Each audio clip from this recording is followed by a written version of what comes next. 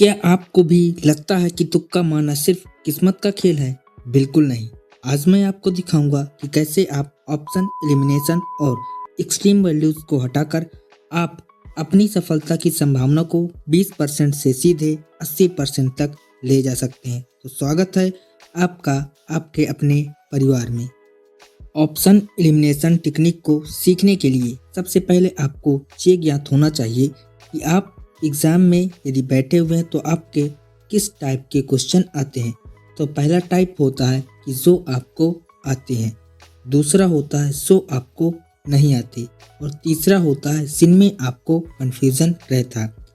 आपको जो आते हैं उनको आपको अपने हिसाब से सॉल्व करना है, जो नहीं आते हैं उनमें आप ये ट्रिक अप्लाई कर सकते हैं। ऐसे टीचर आपको मैं कभी भी ये प्रमोट नहीं करूँगा कि आप तुक्का मारें, लेकिन ये साइंटिफिक रीज़न है जिनसे यदि आप तुक्का भी मारते हैं तो आपके ऑप्शन सही होने के 50% चांस बढ़ जाते हैं। तो चलिए हम स्टार्ट करते हैं आज की इस वीडियो को।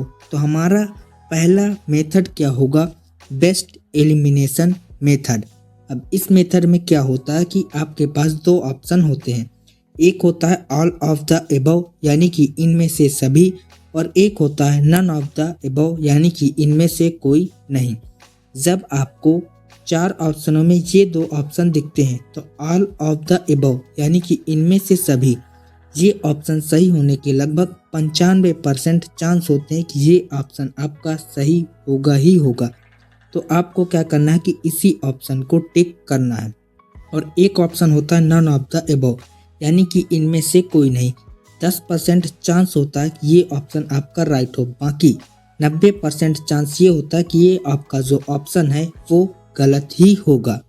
ये था हमारा पहला मेथड जिससे आप ऑप्शन को एलिमिनेट कर सकते हैं। इसके बाद हम चलते हैं सेकंड मेथड की तरफ, जो है हमारा सिमिलर आंसर ट्रिक। अब ये क्या है, इसको हम एग्जाम्पल से समझते हैं। मान लेते हैं हमारे पास चार ऑप्शन है जिनका ऑप्शन है 5, 10, -5 और 17। अब ये हमारे पास ऑप्शन है।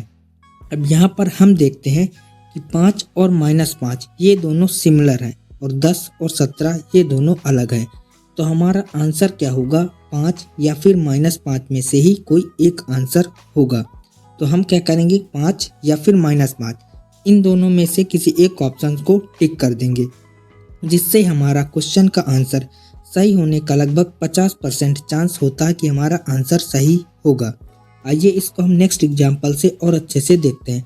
मान लेते हैं हमारे पास चार ऑप्शन है RNA, DNA, Golgi bodies and mitochondria. अब हमारे पास ये चार ऑप्शन है। अब हम देखते हैं कि यहाँ पर सिमिलर जो है वो RNA और DNA है। तो हम इन्हीं दो ऑप्शनों में किसी एक ऑप्शन में कर देंगे टिक। तो हमारा क्या होगा कि हमारे 50% चांस होगा कि हमारा आंसर सही ही होगा। ये था हमारा सेकंड मेथड जिसका था सिमिलर आंसर ट्रिक। चलिए इसके बाद हम बढ़ते हैं थर्ड मेथड की तरफ, जो कि है रिमूव एक्सट्रीम वैल्यूज। इसको भी हम यहाँ पर ऑप्शन से समझते हैं। तो हमारे पास पहला ऑप्शन मान लेते हैं कि 0, 27, 37 और 102 ये हमारे पास चार ऑप्शन है। अब यहाँ पर हमें एक्सट्रीम वैल्यूज को रिमूव करना है। तो यहाँ पर इन चारों ऑप्शनों में हम देखते हैं कि जो 0 है और जो 102 है ये एक्सट्रीम वैल्यूज हो जाएगी क्योंकि ये काफ़ी दूर है। अब दो जो ऑप्शन है 27 और 37 ये दोनों पास पास हैं, यानी कि आंसर जो होगा वो हमारा इन्हीं दो ऑप्शनों में होगा, 27 और 37 में से। तो हम क्या करेंगे? इन दोनों ऑप्शनों में से किसी एक ऑप्शन को टिक कर देंगे। इसके बाद इसका नेक्स्ट एग्जाम्पल यह है कि हमारे पास मान लेते हैं चार ऑप्शन है 1, 2, 4 और 19। तो अब इस ऑप्शन में हम देखते हैं कि जो 19 है वो एक एक्सट्रीम वैल्यू है, यानी कि ये इन तीनों ऑप्शनों से काफ़ी दूर है। तो ये आपका आंसर नहीं होगा। आपके पास तीन ऑप्शन बचते हैं 1, 2, 4।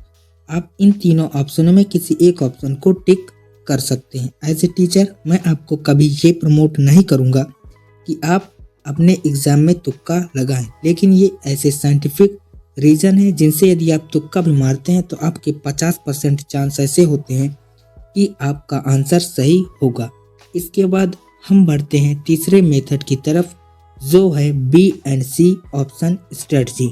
आपके सामने मैं एक आंसर की पेश करना चाहता हूँ। इसमें आंसर की में आप देख सकते हैं कि सबसे ज़्यादा जो ऑप्शन है वो बी एंड सी ही सही होते हैं। उसका रीज़न क्या है कि कोई भी टीचर ये नहीं चाहेगा कि वो ऑप्शन ए को ही आंसर बना दे, क्योंकि वो चाहेगा कि जो स्टूडेंट है वो थोड़ा सा मेहनत करे और क्वेश्चन को सॉल्व करे। और डी ऑप्शन इसीलिए टीचर नहीं रखता कि वो नहीं चाहता कि स्टूडेंट पूरे ऑप्शन को सॉल्व करे तब जाकर उसका आंसर है, इसीलिए वो बी या फिर सी इस ऑप्शन में ही आंसर आपका होता है। तो जब भी आपको कुछ समझ में नहीं आता तो आप बी या फिर सी में से किसी एक ऑप्शन को चुन लें। आपके आंसर सही होने के लगभग 50% चांस सही होंगे। ये थे हमारे वो टेक्निक जिनसे आप एग्ज़ाम में तुक्का मार सकते हैं। तो आज की यह वीडियो आप लोगों को कैसी लगी ये हमें कमेंट बॉक्स में ज़रूर बताइएगा।